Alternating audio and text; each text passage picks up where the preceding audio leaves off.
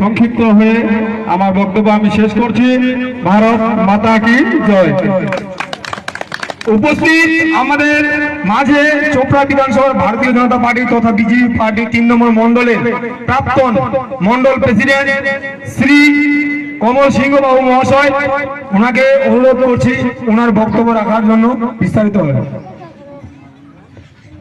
Hello, উপস্থিত আজকে এই সভার সভাপতি, উপস্থিত আমাদের 3 নম্বর মন্ডলের জিএস মানে জেনারেল সেক্রেটারি মহাদেব সিংহ, আমাদের মাঝে উপস্থিত 3 নম্বর মন্ডলের ভাইস প্রেসিডেন্ট আনন্দ মন্ডল, আমাদের সম্মানীয় এখানে আমার কিছু পুরানা, যখন আমি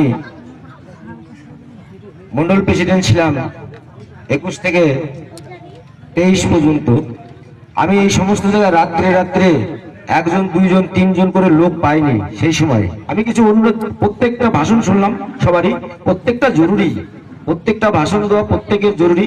আমি ওই ধরনের ভাষণে যাব না। আমি যাব যে একটা মন্ডল কিংবা একটা বুথ কি করে মজবুত করা যায়। সেই বুথে যদি কিংবা সেই মন্ডলে যদি কোনো আমি বড় আমি ছোট কিংবা কোনো রেষারেষি থাকে কিংবা কাউকে সম্মান দেওয়া তাকে না সম্মান দেওয়া, এগুলো নিয়ে আমি কিছু 2-4টা কথা আপনাদের সবার সামনে বলবো। কারণ আমার একটা বাবা ছিল, আমার বাবা আমার জন্য জমি কিনে গেছিল, এখনো আমার বাবার জমিটার জন্য আমার ছেলেটা আমার মরার পরে আমার ছেলেটা জমিটা পাবে। সেইগুলো জিনিসের দিক দিয়ে এই গ্রামে কিংবা এই চোপড়া ব্লকে 3 নম্বর মন্ডলে আমরা যখন 13 থেকে আমরা এই পার্টিতে যোগদান করি, তার আগে আমি অন্য পার্টি করতাম, টিএমসি করতাম 13 আগে, মানে 12 পর্যন্ত করতাম। যখন পার্টি জিতে গেল আমি তখন ওদের পার্টির মনোভাব দেখে দেখলাম এরা লুটেরা।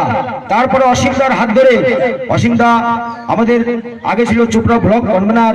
পার্টি এমন একটা জিনিস, এই পার্টি ভারতীয় জনতা পার্টি, অন্য পার্টি যেমন সেমন, অন্য পার্টিতে মারামারি করে 5-7 লাখ টাকা 10 লাখ টাকা দিয়ে মেম্বারের টিকিট পাওয়া যায়, এমএলএ টিকিট পাওয়া যায়, জেনারেল সেক্রেটারির টিকিট পাওয়া যায়, অমুক পাওয়া যায়, তমুক পাওয়া যায়, সব টাকা হলে পাওয়া যায়।